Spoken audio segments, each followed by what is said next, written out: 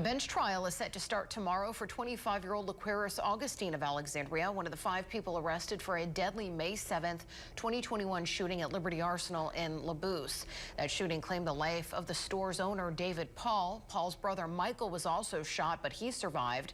Augustine is charged with second-degree murder and attempted armed robbery. Today, his public defender, James Word, filed a motion for a bench trial ahead of what would have been the start of jury selection tomorrow. Assistant District Attorney Lee Hall didn't object, and the case was bound over for trial tomorrow. Judge Greg Beard is presiding.